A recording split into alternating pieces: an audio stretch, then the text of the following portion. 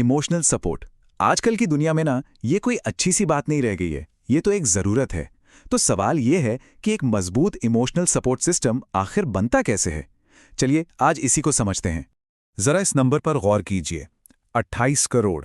World health organisation के मुताबिक दुनिया में करीब करीब इतने लोग डिप्रेशन का सामना कर रहे हैं। ये कोई छोटा मोटा आंकड़ा नहीं है। ये हमें बताता है कि ये किसी एक इंसान की परेशानी नहीं, बल्कि एक ग्लोबल चैलेंज है जिससे हम सबको मिलकर निपटना होगा।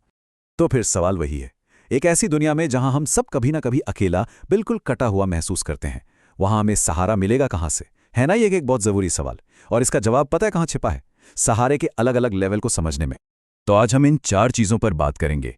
पीयर सपोर्ट की ताकत, इमोशनल वैलिडेशन का आर्ट, अपनी खुद की अंदरूनी ताकत को बनाना, और आखिर में ये सब मिलकर एक पूरा सपोर्ट सिस्टम कैसे तैयार करते हैं। चलिए, तो सबसे पहले बात करते हैं पहले लेवल की, यानी हमारे आसपास के लोगों, हमारी कम्युनिटी की ताकत की। और इसे समझने का सबसे अच्छा तरीका है एक केस स्टडी को देखना, एक ऐसी चैरिटी जो इसी पीयर सपोर्ट पर काम करती है। तो हुआ ये कि शेफील्ड हैलम यूनिवर्सिटी ने पीर टॉक नाम की एक चैरिटी पर रिसर्च की। ये चैरिटी ना डिप्रेशन से गुजर रहे लोगों के लिए सपोर्ट ग्रुप्स चलाती है। और रिसर्चर्स ने क्या पाया? उन्होंने देखा कि ये ग्रुप्स सच में लोगों का अकेलापन कम करने और उनमें एक उम्मीद जगाने में बहुत मदद करते हैं। और देखिए, वहां के एक पार्टिसिपेंट ने अपनी बात कैसे रखी। उन्होंने कहा, यह बहुत राहत देने वाला था। बस बात करने के लिए एक छोटी सी जगह मिलना, यही बहुत बड़ी बात थी। सोचिए, सिर्फ बिना जजमेंट के सुने जाने में कितनी ताकत होती है। लेकिन यह सिर्फ अपनी बात कहने तक ही सीमित नहीं था, ये जुड़ाव महसूस करने के बारे में भी था। एक और पार्टिसिपेंट ने कितनी अच्छी बात कही। शुरू में तो हर कोई नर्वस होता है, पर जब पता चलता है कि माहौल कितना फ्रेंडली है, तो अकेलापन जैसे गायब होने लगता है, क्योंकि हर हफ्ते आपके पास इंतजार करने के लिए कुछ होता है। तो कुल मिलाकर इस रिसर्च से क्या निकल कर आया? 5 जरूरी बातें। पहली, बात करने और सुनने के लिए एक सेफ स्पेस। दूसरी, ऐसे अलग अलग लोगों से मिलना जो उसी दौर से गुजर रहे हैं। तीसरी, और ये बहुत जरूरी है, कि दूसरी सर्विसेज की तरह यहां लंबा इंतजार नहीं करना पड़ता। चौथी, कॉन्फिडेंस और उम्मीद दोनों बढ़ते हैं। और पांचवी, ये हर हफ्ते की रूटीन का एक भरोसेमंद हिस्सा बन जाता है।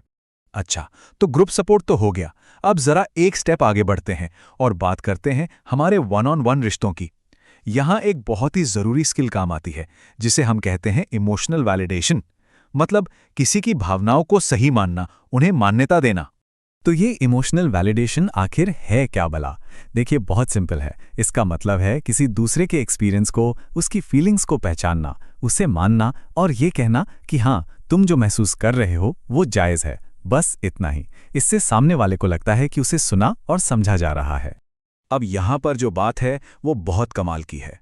हम अक्सर मदद करने के चक्कर में कुछ ऐसा कह जाते हैं जो असल में मदद नहीं करता। जैसे हम कहते हैं, अरे इससे भी बुरा हो सकता था। इसकी जगह अगर हम कहें, ये तो सुनने में ही बहुत मुश्किल लग रहा है, तो कितना फर्क पड़ता है? या फिर बस अब भूल जाओ की जगह ये कहना कि मैं समझ सकता हूं कि तुम्हें ऐसा क्यों लग रहा है, ये होती है असली मदद। तो सवाल यह है कि किसी की भावनाओं को वैलिडेट करें कैसे? इसके लिए 4 आसान स्टेप्स हैं। पहला और सबसे जरूरी, अपना पूरा अटेंशन दें। फोन साइड में और बस उस इंसान पर ध्यान दें। दूसरा, एक्टिव होके सुने, बीच में टोका टाकी नहीं, उन्हें अपनी बात पूरी करने दें। तीसरा, सवाल पूछें, इससे उन्हें अपनी फीलिंग्स को समझने में मदद मिलती है। और चौथा, उनकी बात को स्वीकार करें, कुछ ऐसा कहें जिससे लगे कि हाँ, आप समझ रहे हैं। ओके, तो हमने कम्युनिटी और पर्सनल रिलेशनशिप्स की बात कर ली। अब आते हैं तीसरे और शायद सबसे जरूरी लेवल पर, खुद का सपोर्ट सिस्टम बनना। चलिए देखते हैं कि हम खुद के लिए ये कैसे कर सकते हैं। और इसकी शुरुआत होती है सेल्फ कंपैशन से, मतलब खुद पर दया करना। सोचिए, जब आपका कोई दोस्त परेशान होता है तो आप उससे कैसे बात करते हैं? बस ठीक वैसे ही खुद से बात करनी है। डॉक्टर क्रिश्चियन नेफ की रिसर्च भी यही कहती है कि ये चीज हमें अंदर से मजबूत बनाती है। साइकोलॉजी हमें खुद पर निर्भर होने के लिए कुछ बहुत अच्छे टूल्स देती है, जैसे फ्लो एक्टिविटीज़ में इन्वॉल्व होना। इसके बारे में अगली स्लाइड में और जानेंगे। अपनी नेगेटिव बातों को पॉजिटिव बातों में बदलना, किसी क्लब या ग्रुप को ज्वाइन करके एक नई पहचान बनाना और दूसरों की मदद करना। इससे ना एक मकसद मिलता है और कनेक्शन भी महसूस होता है। तो ये फ्लो आखिर है क्या? ये एक बहुत ही कमाल की मेंटल स्टेट है। कभी ऐसा हुआ है कि आप कोई काम कर रहे हों और उसमें इतने खो जाएं कि टाइम का पता ही न चले? बस वही फ्लो है। जैसे कोई आर्टिस्ट पेंटिंग करते हुए या कोई म्यूजिशियन धुन बनाते हुए सब कुछ भूल जाता है। ये जो पूरी तरह डूब जाने वाली फीलिंग है ना, ये अकेलेपन का एक बहुत बड़ा इलाज है। तो अभी तक हमने सपोर्ट के 3 अलग-अलग लेवल देखे। अब टाइम है इन सबको एक साथ जोड़ने का और ये समझने का कि ये एक पूरे सिस्टम की तरह कैसे काम करते हैं। और देखिए, यही सबसे जरूरी बात है। एक मजबूत इमोशनल सपोर्ट कोई एक चीज नहीं है, ये कोई एक इंसान नहीं है, ये एक पूरा सिस्टम है। तो इस सिस्टम के 3 लेवल हैं।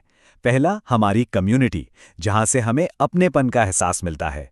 दूसरा, हमारे रिश्ते, जो एक दूसरे की फीलिंग्स को समझने और वैलिडेट करने से मजबूत होते हैं। और तीसरा, हम खुद, हमारी अपनी अंदरूनी ताकत जो सेल्फ कंपैशन से बनती है। ये तीनों मिलकर एक ऐसा सपोर्ट नेटवर्क बनाते हैं जो हमें संभाले रखता है। तो आखिर में बस एक बात याद रखिए, अकेलापन कोई परमानेंट चीज नहीं है। ये तो एक मौका है, एक इनविटेशन है, खुद से और दूसरों से और भी गहराई से जुड़ने का। तो अब सवाल ये है कि आज हम सब मिलकर अपने अपने सपोर्ट सिस्टम के किस हिस्से को और मजबूत बनाने पर काम करेंगे।